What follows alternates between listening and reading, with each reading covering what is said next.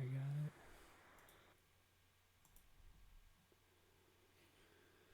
Unable to connect. Oh, let's try that one more time. Then copy and paste.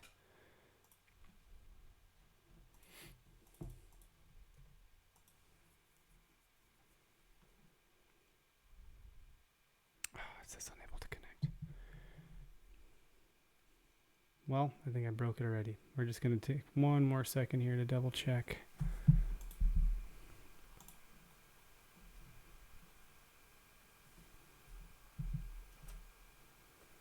I had it working 2 seconds ago.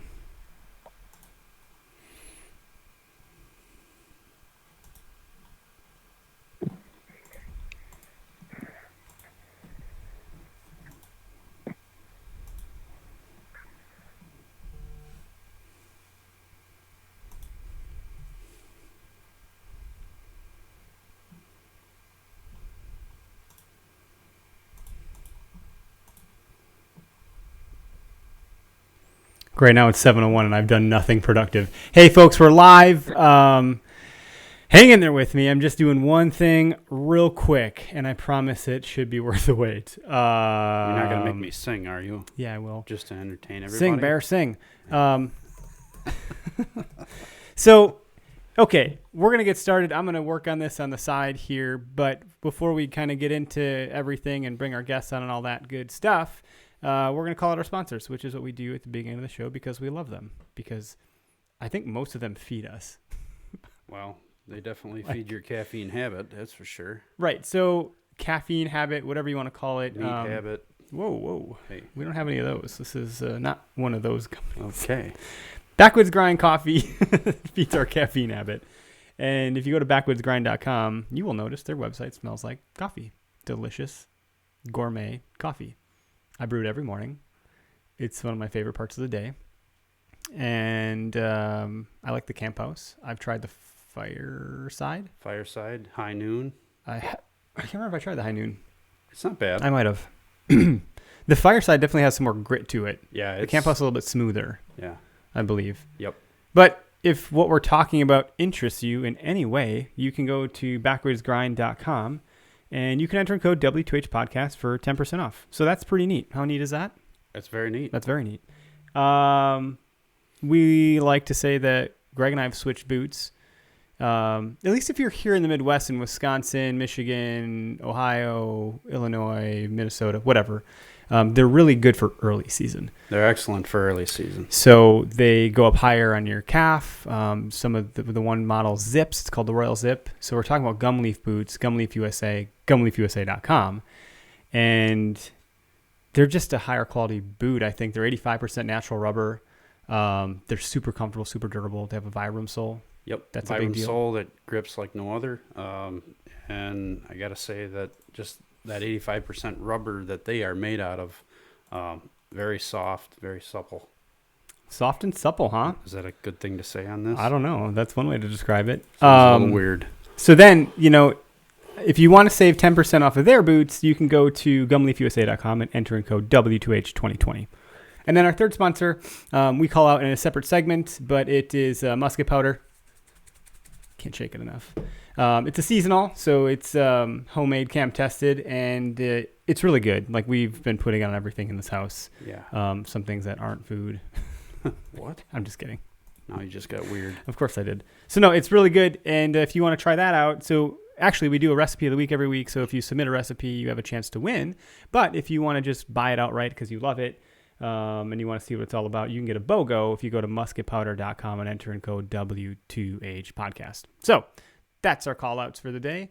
We got a guest on the line hanging out with us here who I believe also loves Gumleaf boots, actually. Mm-hmm. He certainly does. Yeah. We got Byron Horton on the line with us with Whitetail Experience. Byron, what's going on, dude?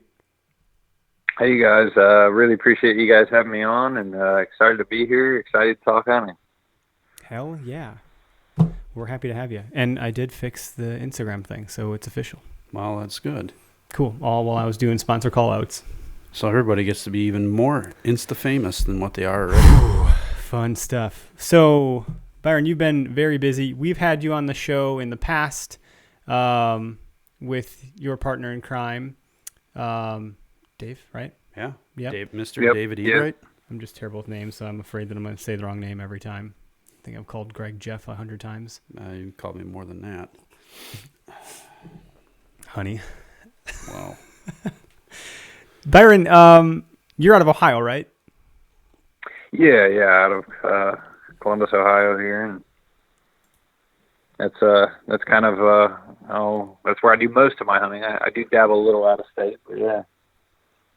Rock on. And so you tell us about Whitetail Experience. Kind of set the frame for us, paint the picture, do some broad strokes. So anybody that's not familiar kind of gets to know who you are. Tell us maybe even what made you decide to do this.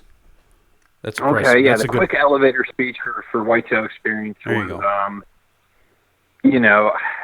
I had actually started really hunting with Dave post college. Started hunting some public land.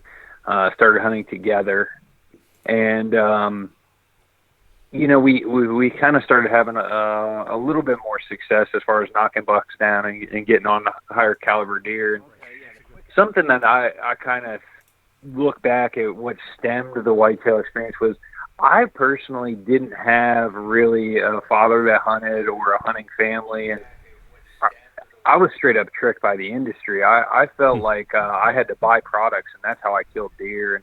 And I didn't feel like there was the best outlets out there showing what an average guy do to get a buck down, and speaking on guys that should go through that evolution process. I used to pass a decent amount of what I called 90 to 115 inch bucks when I had no business passing them.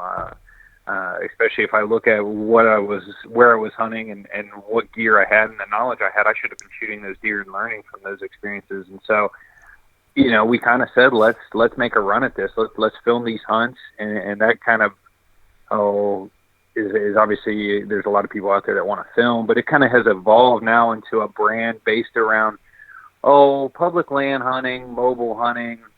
We've got a pretty strong YouTube channel with anything from tips, tactics, quick video podcasts on different topics related to mobile hunting, to a couple short videos, films, and stuff of that nature. And it's kind of just spiraled now. And now I'm kind of doing some photo video work for a few companies in the industry, which has been a huge blessing. And I just pinch myself that, I've had dinners with the DeQuistos, literally it's considered to be potentially the GOAT of bow hunting. So that's kind of a quick elevator speech on me and the background and what I'm working on now and what I got going on. So it started kind of evolving, like you've been at it for a little while and you've just been kind of doing your thing, and now suddenly you're doing more and more and more of it and doing work for other companies. How did that kind of take shape? Like, what did that look like for you? Were you just like super stoked and like, wait, what? Is this for real? Yeah, it's funny. So I obviously got started a couple years ago doing Whitetail Experience, just kind of building a small video photo brand here in the space, and really didn't have super high end equipment at the time, but I was kind of evolving my craft as a photographer and videographer. I got a call from a local bow shop guy that sold XOP tree stands, and I had met Cody one time before that. As kind of a fanboy, I actually asked him to take a photo of me and him. I bought an XOP silver, and anyone knows how old that stand is. Kind of that's the kind of time frame we're talking. And a year later, they asked me, hey, he needs help at a show. Are you free? Could you sell, mobile tree stands? Just kind of giving a quick sales pitch to people. And I said, sure, I'll go rub elbows with, Cody. Like I guarantee you I'll learn something about killing big bucks. And went down there to the show and kind of worked the show. And he actually kind of pulled me aside and was kind of checking out my Instagram and some of my photography. And he's like, hey, like, XOP is trying to grow its market space, kind of, improve on its social media presence. And would you want to come out maybe to Iowa, and do some of this stuff? And that first trip, I remember I was nervous, like I was shaking, but I filmed the Quisto story, which is out there on YouTube. It's 20 minutes, kind of tells the evolution of, Cody and Andre and how Lone Wolf Portable is evolved into, what the story is there and how XOP plays a part, and now how custom gear is born. Damn, dude, that's really cool. You always wonder how these things evolve, and it's never an overnight thing. It takes a lot of work. Like if you didn't do everything you'd done with Whitetail Experience leading into that trade show, like that wouldn't have happened, right? And exactly, like hours on YouTube learning how to edit and playing with my camera every day, writing down manual functions and what they do on a note card, and that sat on my desk for 6 months. Little things like that, because I have a day job. Like that's not I still have a 9 to 5. Yeah, and it's interesting. A lot of us in this industry do, right? And I think a lot of us are trying to get out of that as much as we'd like to think we can. It's not easy. We had Mark Kenyon on a couple of weeks ago, and even he started that same way. Yeah, everybody's had a pretty humble beginning. We've all had to bust our knuckles on something to get our start someplace. Sure. And a lot of people come and go. You see a lot of people film for a year, and then they realize how much a pain in the ass it is to bring a camera. Or somebody starts a podcast, and then they drop 20 episodes, and then it just kind of fades out to one every month, or even, it is a grind. It is a labor of love. Your dollar per hour is terrible in this industry. What dollar per hour? It'd be a negative over here. Yeah. No, trust me. Yeah. It's very much there. Yeah. That's funny. No, it's good to talk to folks that appreciate what that hard work is like and what it's like to really kind of break into the space. You've started to make a name for yourself. I'll tell you what, like when I see your stuff, you're super relatable. You're very likable. Your demeanor is great. You and Dave put out good content, and you really put out quality content. You actually provide practical advice, but entertainment too. And the way I look at content, for me, it's really only two buckets. It's either going to be practical or it's going to be entertaining. I either want some utility out of this or I want to sit back and laugh about something. Yep. And you kind of bring a little bit of both of that. And that's not easy. Like who's that? Manitowoc Minute guy, Charlie Barons, and the You Betcha guy. They're all entertainment. There's no practicality to them at all. No. And then you got guys like Deer Hunter Podcast, and he's mostly practical, right? He's talking about tactics and gear. Yeah. I don't think we're funny here. Some people might think we're funny, like make fun of us funny, but we're not we're no comedians. But you've done a good job of bridging both those worlds, and you and Dave have a really natural connection with each other. I mean, it comes off really naturally. It's awesome. Yeah. He's he'll say it. He's the talent. I'm the video guy. He's the talent. Now he does bring a very good, relatable, funny guy aspect to it. And if you look at the hunting we've done in the last 5-7 years, we've got enough bucks down to hopefully bring that guy who's trying to evolve maybe bounce ideas off our kind of followers and who we're communicating with. Maybe somebody can pick up something that allows them to be a little more successful in the woods. I really look at like the guys getting out of college or just getting into the trades that are now going from, they can hunt a little more. They can scout harder because they don't have some of these other priorities pulling them in other directions. Like those guys that want to kill deer, I would hope that they could look at a product like a lot of these podcasts, like this podcast, like the Whitetail Experience, and kind of quicken that learning curve. That's kind of what we got. That's kind of the direction we're taking. Sure, and I most certainly think that is the case too. That podcasts and all the saturation of information that's available to us have really shortened the learning curve a lot. Probably within the last 5 years even. Yeah. And there's also the growth of the fake expert who can recite stuff on podcasts but doesn't have the bucks on the ground to really speak about that. Sure. There's no shortage of those guys out there either. So.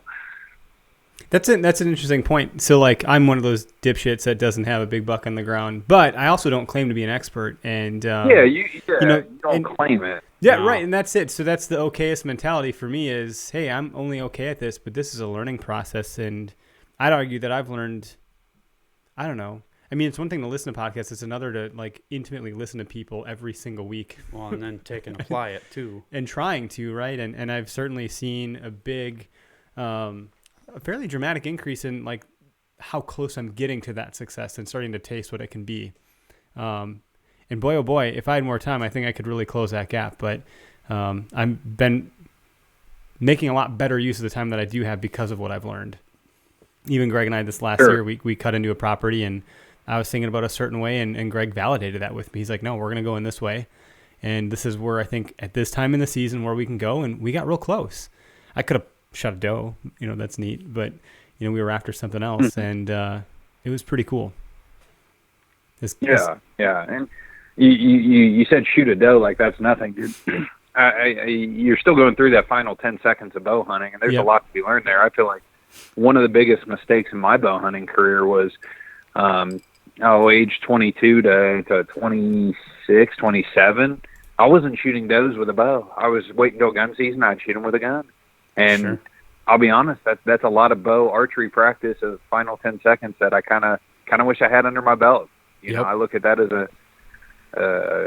that's the best practice you can have, minus obviously something with antlers that maybe gets your heart pumping a touch more. But yeah, you can still learn a lot from trying to pull back on a doe that's not very far away. Mm-hmm. And that's thrilling. I was like, how did she get in here? Like, if I wasn't looking, I wouldn't have seen her. Right. And even if I was looking and I still could barely see her, I was like, what the hell? It was pretty cool. She just kind of slipped right in there. But it was, for me, it's always great to see a deer because you need to visualize what that looks like in the natural world when you're in the wild. Like, oh, okay. I always say they do exist. You laugh like that's something, we talk about, like when you see deer on public land, because I do a lot of my hunting, probably 90-95% of it on public land. Like, you see deer, that's a good day. You see deer inside 100 yards or 50 yards, you're in the game. Like, that's a good day. I go many a sits in a season where I don't see a lot of deer. Actually, if I look at this October, I did not see a lot of deer from the stand. I saw a decent amount of deer while scouting, either jumping them or just on the ground, if you will, and yeah, seeing deer, that's definitely part of the game, especially, Eric, I know you spend a decent amount of time on public land. Yeah, that's basically the only place I spend my time is on public land. I just don't have access. And not to say I wouldn't take it if I did. Don't get me wrong, I'm not like that. And I don't think there's that much. I think they both have their there's some give and take. Like, who was I talking to, Greg? It might have been you. I don't remember. I was talking to someone this last season. They're like, I'm hunting private property, but the neighbor just decided to start blasting off rounds. Yeah, that was me. He's like, so private's got its problems too. Yeah, I have a small piece, and the guy decided it was time to, file off the sight on the AR and see how many rounds it could a fucking AR burn off in the thing and just make all the noise he could. I saw 3 deer before he decided to start teeing off and making brass rainbows all over the place, but it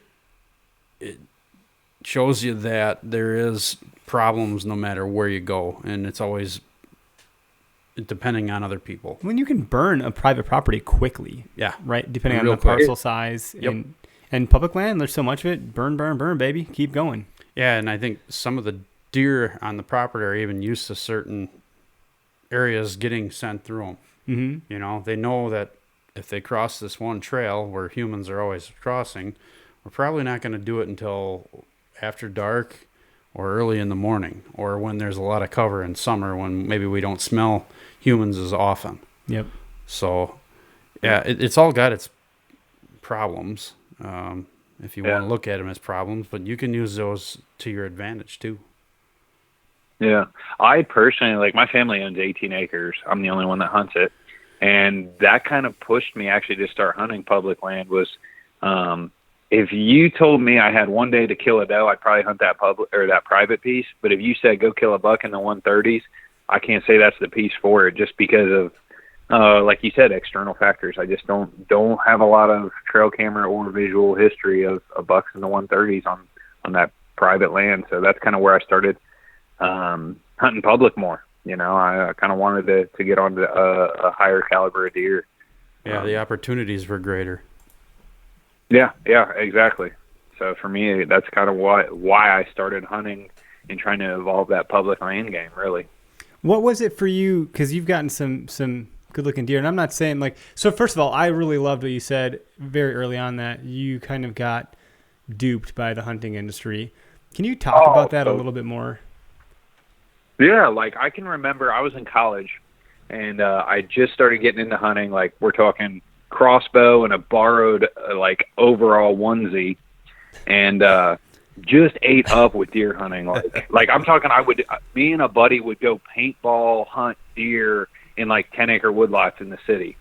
Like we would go in there with like ghillie suits and paintball guns, and we would still hunt and stuff, and try and tag these deer with paintball guns. And I was obsessed with it. But like I would watch, you know, the Outdoor Channel, whether that be at home or one of the dorms actually had a cable package with the Outdoor Channel. Nice. So I'd swipe in and watch, and I'd be watching Lee and Tiffany and the Drurys slam these giants on food plots, and I thought I had to shoot Rage Broadhead. I thought I had to, what was it, the Carbon Express Maxima Red arrows. Oh, yeah, that was like the only arrow you could shoot. I thought I had to spray my clothes down. Matching camo was necessary.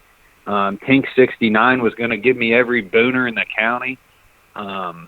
It was just, I really thought products in hunting and hunting like those guys was how I killed, you know, it was how I killed big bucks. I can remember I passed I'd gone into a piece, climbed up a thing with a junk $90 Field and Stream 30-pound climber, and I had a 115-inch buck at 20 yards bumping does, and I passed him because I was going to this private land for the next 2 days over the weekend, and I was going to hunt this like kind of field edge type setup, and I was like, I'm going to shoot off at 140. Like, I had no business passing that deer, but I was just so tricked by watching outdoor television that I thought there was no value in shooting that 115-inch buck, and that would have been the biggest deer on my wall at the time.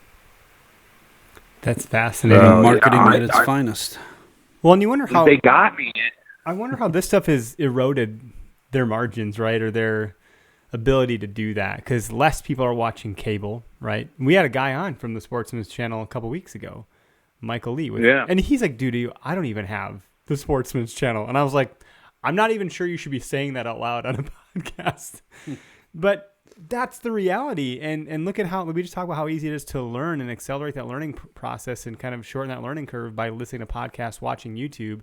I have to hope that folks are less duped by that stuff these days. But it's starting to play out in this space too, right? Look at us pumping out coffee and everything else. Yeah, you know, coffee, and we're not as big as some of the other players that are pumping out, you know, some of the other bigger brands out there. But no, hopefully that means that they're good, right? Because there's trust in the podcast community. Yeah, and I think it's different. I think there's enough people showing and voicing how to really be successful at whatever level, that you can find it out there. Even if it's like let's say you own a 20-acre piece, or you got permission on a 40-acre piece of private land. There are podcasts out there with guys specifically talking, or videos out there on YouTube showing, like, you know, on a 40-acre chunk, and it's October 13th and it's like 70 degrees. The best thing you can do is probably not hunt your piece. You know, like there's information out there now to, if you're trying to maximize whatever style hunting, public, private, wherever, that if you want to do it, you can find the real details of how to get it done. I think, you know, when there was just outdoor television in the mid 2000s, early 2000s, whatever it is, you know, that the painted picture of that outdoor television was not the grind of hunting, you know, so many days and finally they kill a good buck. It just wasn't there. I just thought you hunted 3 or 4 times, and if you had the good property and you had those nice food plots, that's how you killed them. Yeah, and that's just, I don't know, not how it actually goes. And I think that creates kind of a similar component to what social media does. Now it's, for us here in Wisconsin, it's a Wisconsin Rut Report, and you can't go to Facebook during the hunting season and not see insanely large animals getting shared to this group of people, big buck down, buck on the ground, da da da da, and you see this and suddenly you're like, oh no, I'm not adequate.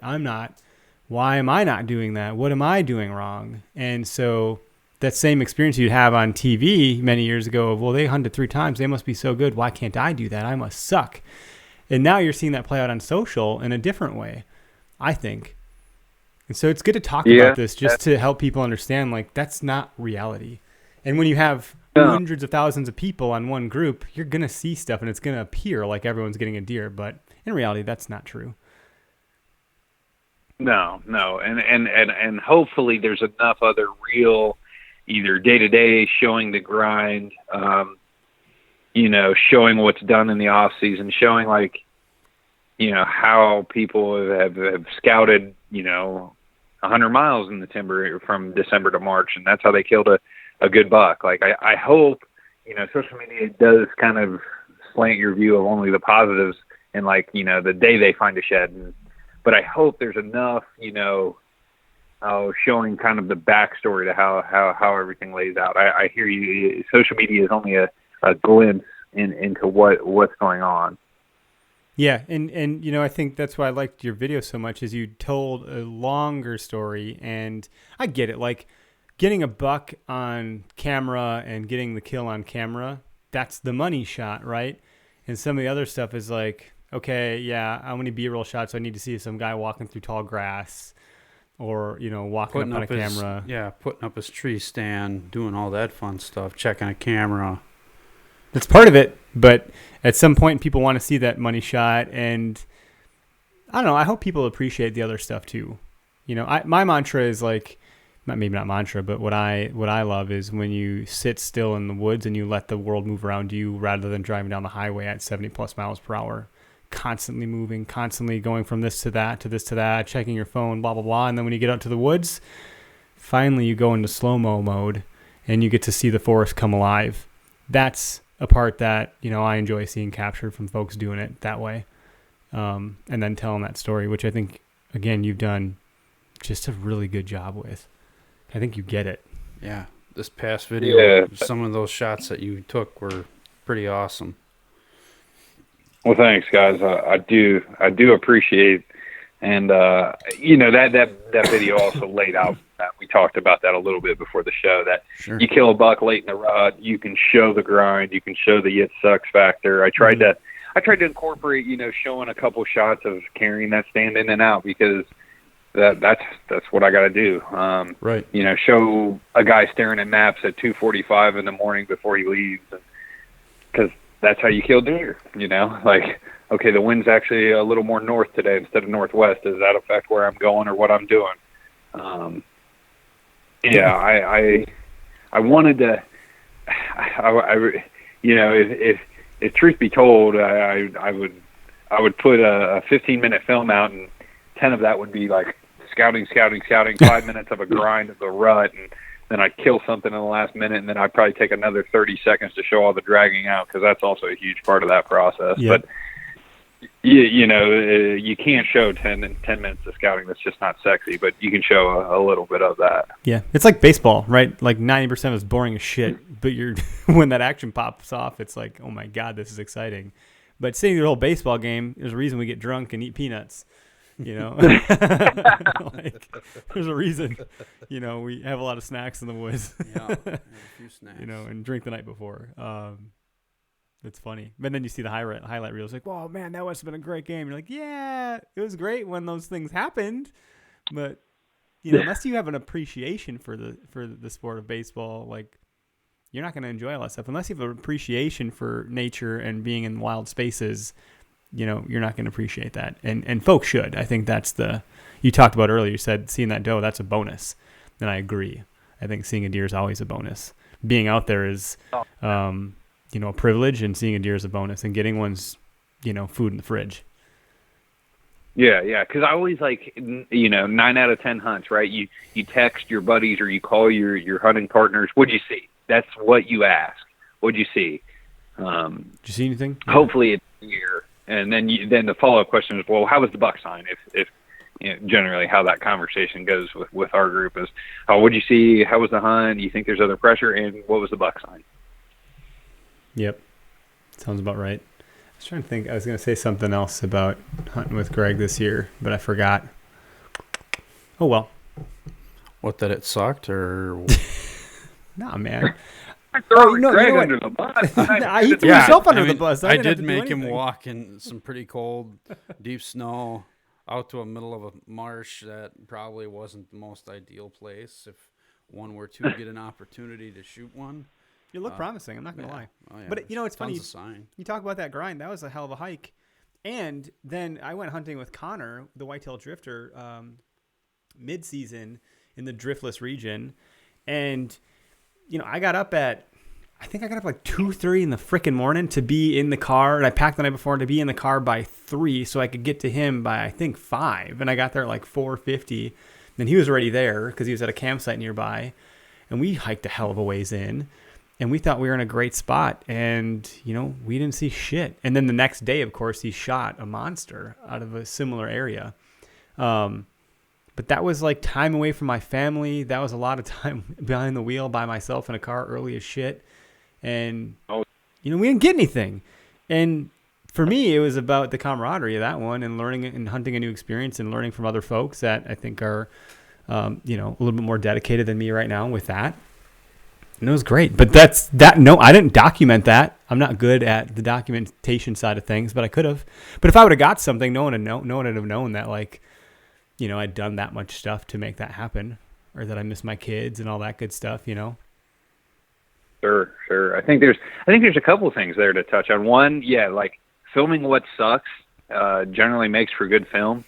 When you talk about that documentation process, but I think you touched on a lot of okay, so you got up and drove stupid early, and one of my favorite sayings is do what's hard and do what's right. Because if you want to kill good deer, public land, kind of what you were chasing that day, you got to do what's hard and you got to do what's right. You can't take shortcuts.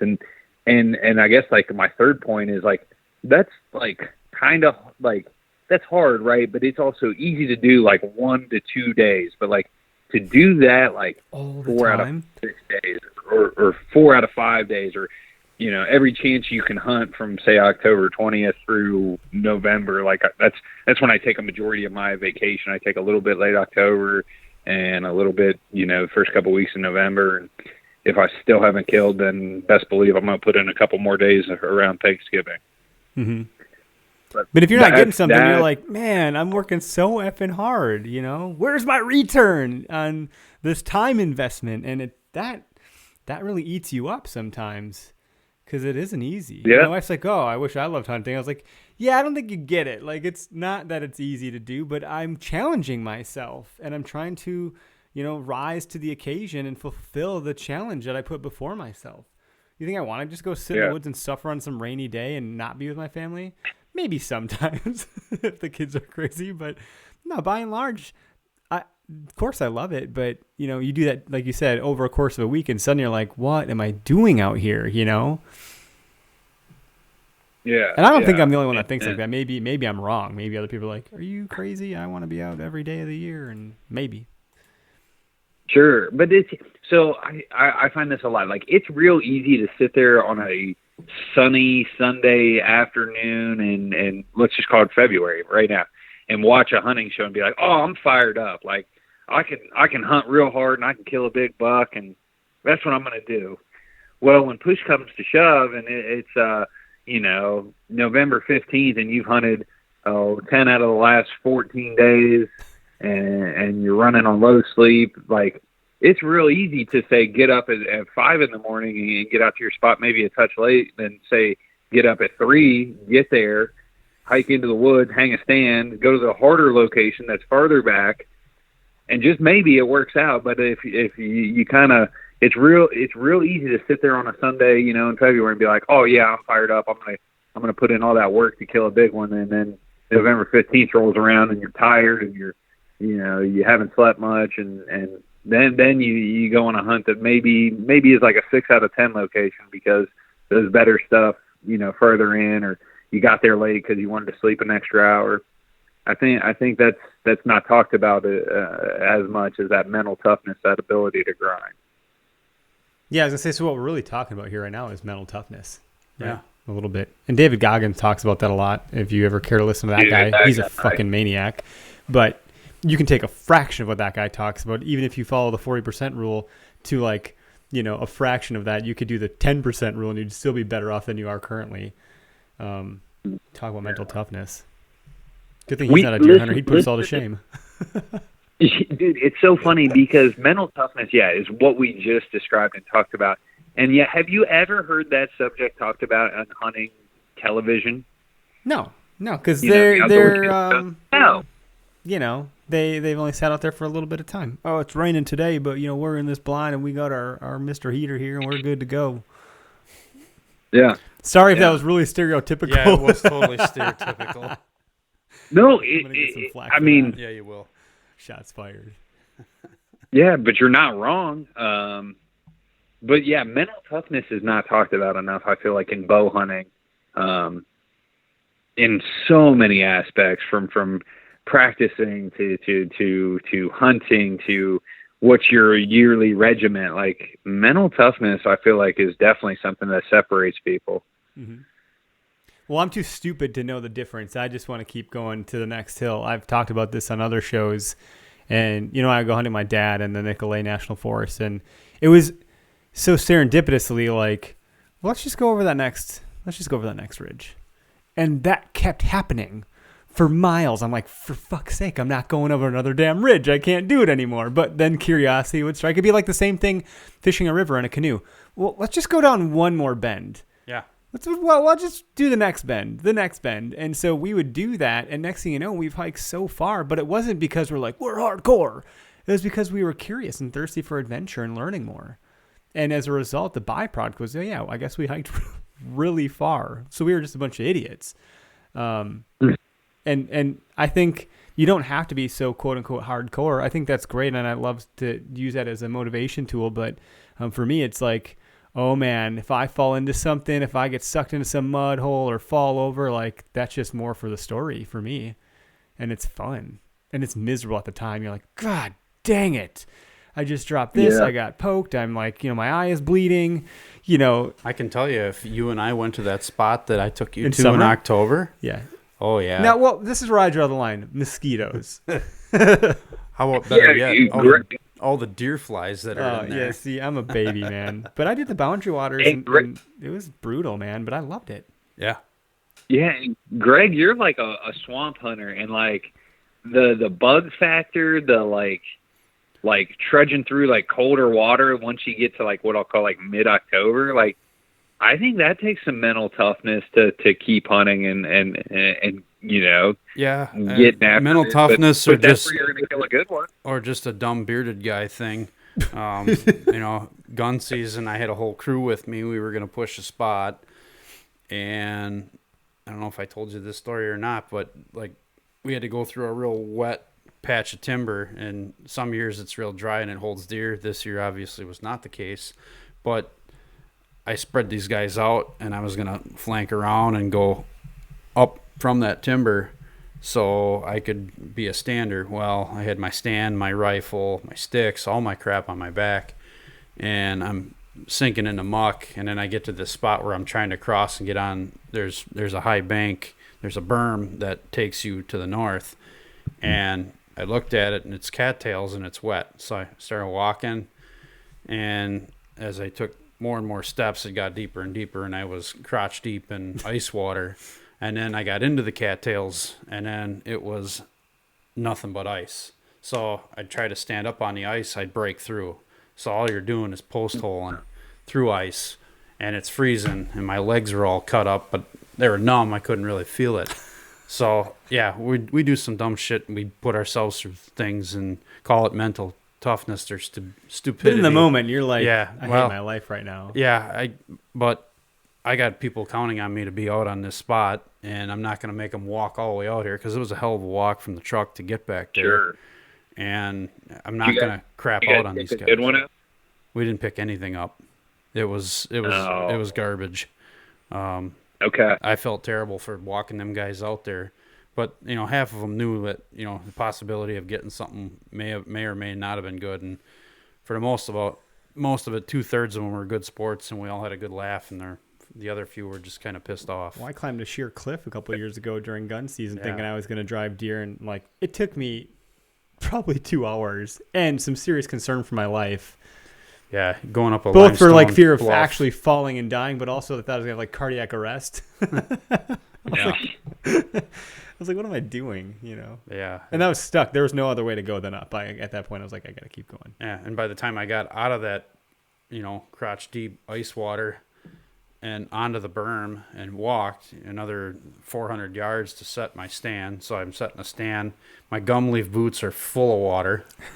They're, just walking along like fish tanks on my feet, and, put 2 sticks up, got up in there, and, they pushed through, and no deer. Doesn't it eventually feel warm in your boots when you have water? It did. What's that all about? I don't know. Your body just warms it up enough. But it didn't fare well. I had wool socks under too, which helps. Cotton's a killer, so go with wool instead. But it was a lot of effort for no reward other than the knowledge we got of, hey, when it's this wet, there's no deer in here. Don't go over here ever again. Sure. And if I mention this spot again to that same group, they're going to be like, no, you're fired. You're fired. You're out of here. We are not going there. Michael Liebelt, who was here last week, just commented, crazy tall grass on public kills me with how short I am. Yeah. Is there any dew I might as well, fall into the river. That canary is like the canary grass, that lumpy grass where you fall and it's uneven. My hip flexors after wading through that crap, garbage, don't they? I'll take anything else other than that shit. I'll do it, but it's like... Well, it's a lot of it's bog. My gosh. You're walking on the high I trip spots. so much. I'm surprised I haven't ruined my bow from falling on it 10,000 times from doing that garbage. Big baby. No, I hear you. I mean, but you got... Greg, it sounds like you were doing you're doing what's hard. You're doing what's right. I feel like that kind of effort is what kills public land bucks, or that's just what you got to do if you want to get it done. Yeah, and what do we name this guy, Gary? I don't know. You put a name on him. I never named my deer. So Earl? I don't remember. Yeah, we'll just change every week. Earl was a hard drag back, but he was a distance from the truck. So yeah. I mean, again, doing the right thing, going out there, looking for a different spot, finding fresh sign, doing what I felt was right, setting up on it, and it paid off. Simple as that.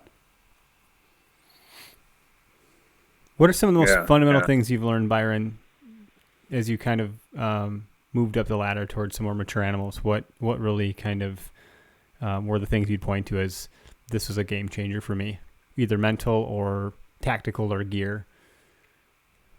I would say the time frame of December to March, at least on the public land, it seems like when you're able to scout and put in time. Putting in the time there, that's what's killing deer, and not necessarily looking for.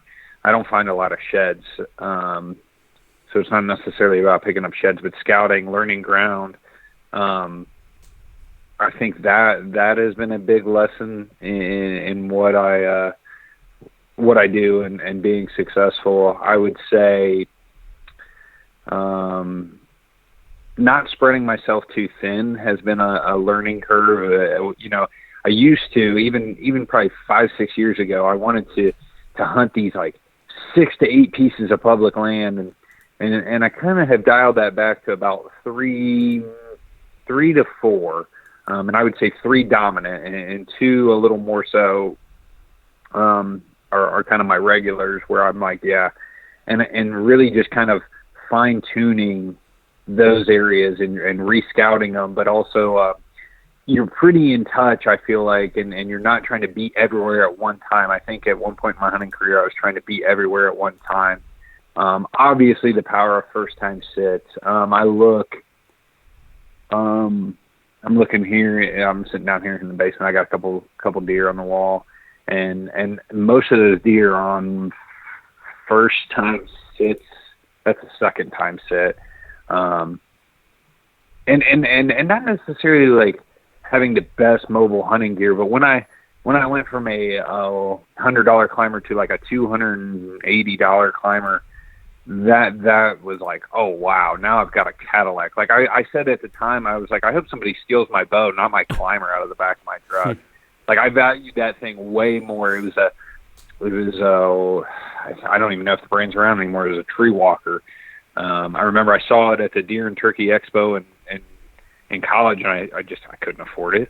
But I said the first year I get a little money off of a day job, I'm gonna buy that thing. And that really was, wow, this is lighter, it packs nicer, it functions better, it goes up and down the tree way better.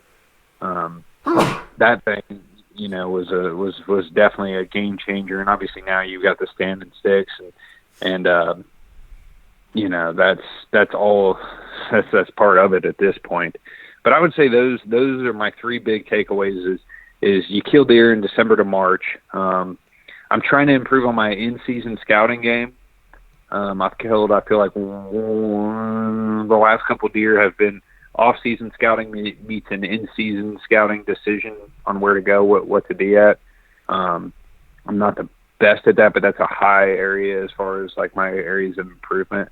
So yeah, you kill deer December to March, first time sits, and then don't spread yourself too thin. I like that. I like that a lot. And I like that you have enough self-awareness to know where you think you're going to have to improve upon.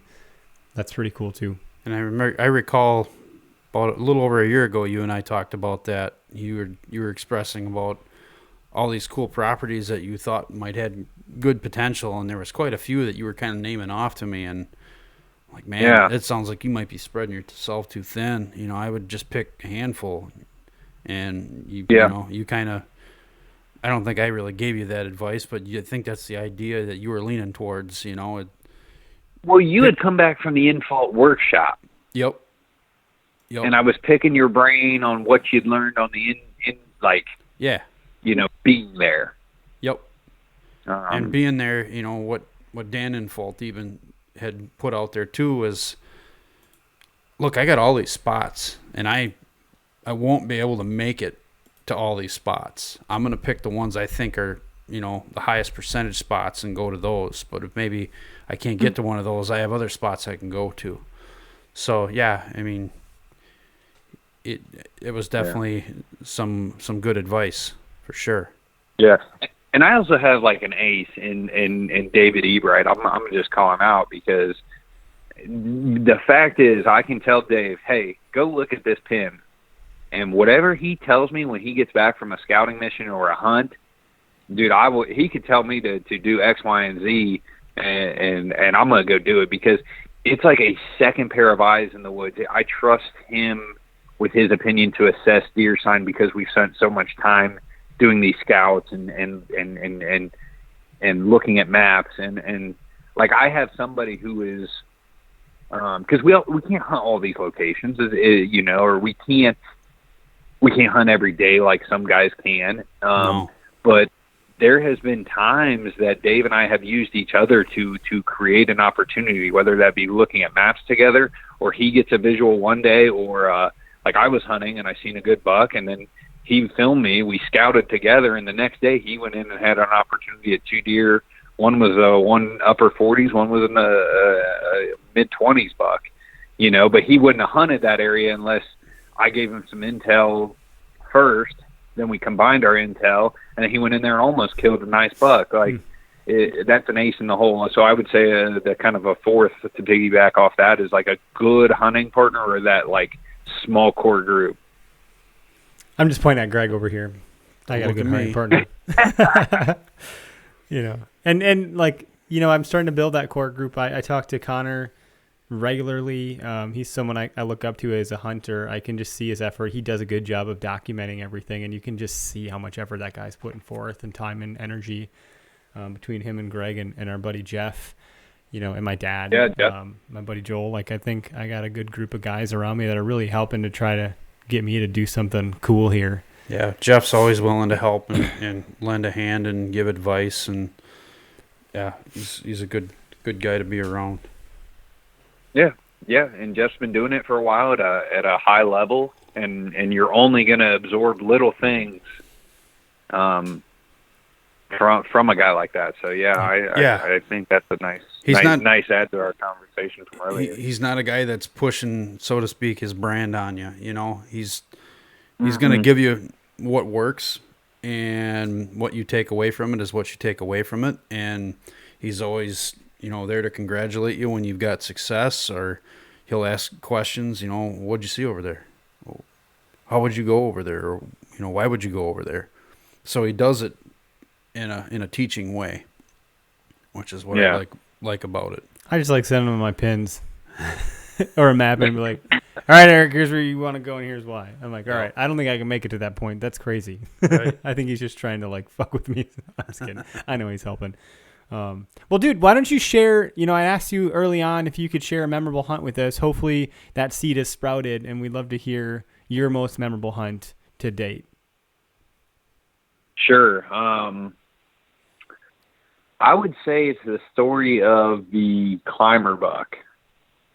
And I just look at that deer as a deer in that evolution as a deer hunter. I think I learned a lot of things that season that they just have really opened my eyes to hunting. And it was if I could paint a picture, let's go. I hunted this ridge in particular 3 or 4 times. I think the 4th time is when I killed, but 3 times in November, 4 different trees, roughly spreading about 50 to 60 yards total distance. But I was just dialing in. And it was an area I'd left alone all year. And if you looked at terrain plus wind tunnel plus it just seemed like on low wind days, thermals were probably a little more favorable. And then if you look at, say, mental toughness or just the ability to grind and hunt, I killed this deer on the last day of vacation, which I've killed a lot of deer on my last day of vacation. Like I've killed a lot of deer. I feel like that 13th through the 15th of the rut, just, and generally I take this, 7th through the 15th off just due to what I do on my day job. And, so it's, let's see here, 9 a.m, pretty frosty morning, November 15th-ish. And I can hear a buck actually grunting on an adjacent hillside. And I don't think anything of it. I see a couple does go into the bedding area. I'm kind of downwind on a pinch. And I look behind me at 10-ish, probably an hour later after I started really seeing some deer. And I love that late morning in the rut. I seem to have some good encounters during that time. I seem to see a lot of deer. I can't see deer for crap in the evenings in the rut. I don't know why, but that mid-morning to midday time frame I love. And sure enough, here comes a pretty good buck. And I was able to put a shot on him. He kind of stumbled, fell down the hill, and I put 3 or 4 more in him. Just because I'm one of those people, if I can still see him and he even picks his head up, I'm going to shoot another arrow. So I porcupine that deer. Dave named that deer Porcupine. But you just look at 3 or 4 things that kind of helped me as the evolution. Oh, and then I had a really shitty deer cart. So I learned that lesson that deer cart was a piece of crap. And I literally could not stand. I saw an ad for that same company's cart the next year on social media, and I bashed it like you couldn't believe, because it was made to pull 100-pound does, not 200-pound bucks. And you learn that, oh man, you knock a deer down in the holler, it's going to take you a while to get out. But it was just such a successful evolution for me, and it just fed my like want to have this experience again. And so, yeah, there's like 4 or 5 things that I really learned from that deer, and just kind of really helped me continue down the path that I'm on today. That's a good story, dude. I'm excited to see if we can't. You told it really well, and I can hear the film scoring of that one in my mind, like someone grumbling under their breath, "Piece of shit, fucking cart." And you hear some creaky wheels, like spokes popping out of them. Yeah, it was terrible, man. It was like a wheelbarrow, and like I could probably move 100 pounds of sandbags pretty easily with that thing, but like it was just not meant to carry deer, and I was so suckered in by it. The display, they got me at the show. I think I spent $80 on that thing. Oh man, so I've been asked this question of folks, and maybe I'll start, and I'm going to put you on the spot. And so if you squirm, I'm sorry, but like, what if you had to distill it down? I have a book sitting across from Greg that's called Start With Why, and that's a business book from Simon Sinek, and talks about starting with why. And a lot of people tell you, how they, or what they do, how they do it, and then maybe why, which will solicit some sort of response. But very few can tell you why they do it first, and then that goes into, how, and oh yeah, by the way, that's the outcome. So, I might ask you, if you had to distill down, why do you hunt? What is it for you that gets you out there? Oh, I love the chase. I love the reward when it all comes together. I love that adrenaline dump, that even just the sight of a deer. I don't even have to shoot a deer. The biggest adrenaline dump I've ever had was watching a doe come from like 150 yards to about 14, and she heard me slide a crossbow up like a rain jacket that was noisy, and she got away, and the deer won.